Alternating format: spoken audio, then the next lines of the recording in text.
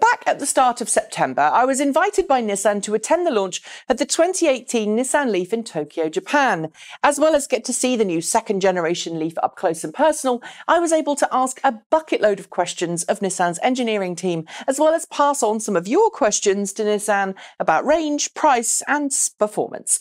At the top of the list of questions, many of you wanted to know why Nissan had picked a 40 kilowatt-hour battery pack for the 2018 Nissan LEAF instead of a larger 60 kilowatt-hour battery pack. After all, some of you argued, the 2017 Chevrolet Bolt EV, or Opel Ampera E, has a 60 kilowatt-hour battery pack, and the upcoming Tesla Model 3, I say upcoming because it's not available to anyone who isn't a Tesla employee yet, has a real-world range of 220 miles, that's 350 kilometres on its standard battery pack, or 310 miles, that's 500 kilometres, near as damn it, on its long-range battery pack.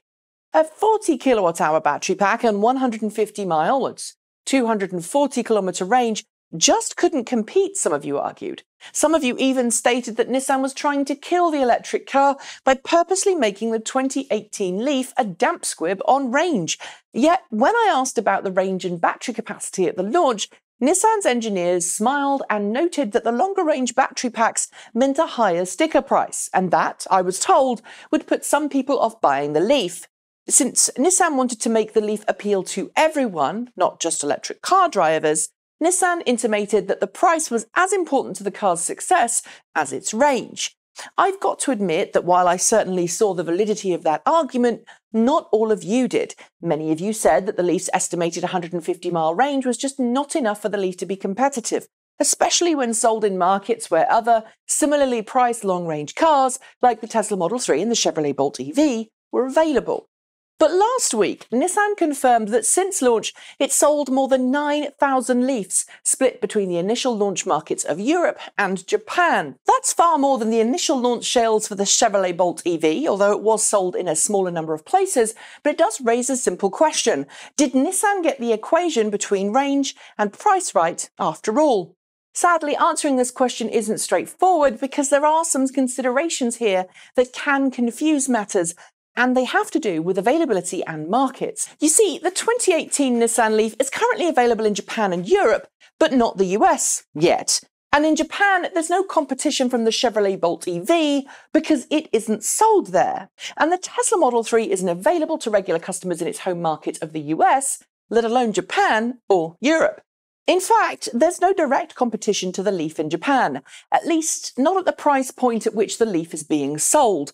Moreover, there's so many CHAdeMO DC quick charging stations across the whole country that the range concerns that customers in other markets might have just aren't a problem for Japanese customers.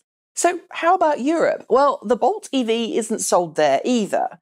And while its sibling, the Opel Ampera E, is available in some European markets, Opel recently put a halt on Ampera E orders because it's just not getting enough cars sent from the GM production line in the US to satisfy demand. While the LEAF has no competition in Japan, it does at least have some in Europe thanks to the Renault Zoe ZE40. Fitted with the same capacity battery pack as the LEAF, the Zoe ZE40 is a little more affordable than the LEAF, but lacks a lot of the advanced driver assistance features available on higher-end LEAFs. Additionally, it's a fair bit smaller than the LEAF in terms of luggage carrying capability. It appears then, at least for the two markets where the 2018 LEAF is available, that Nissan got it right, placing the LEAF in a space in the market that was either unoccupied at the price and range point, or was occupied by a vehicle that didn't quite cross-shop against the LEAF. But when the LEAF goes on sale in the US, it will be entering the market at a price point significantly below that of the Chevrolet Bolt EV, about $7,000 less. And with CHAdeMO and CCS quick charging networks now sharing a similar, although not identical charger availability map, with most charging stations down each coast and hotspots around major cities, it's going to come down to a range versus price versus features.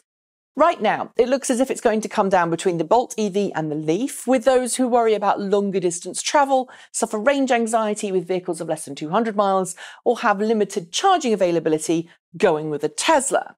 For what it's worth, though, I think a significant number of people will happily opt for the shorter range Leaf in exchange for the extra $7,000 in their pocket. But I'm interested to know what other people think. And if you live in a market where some of the Leaf's direct competition isn't available, would you still choose a Leaf if other options were available?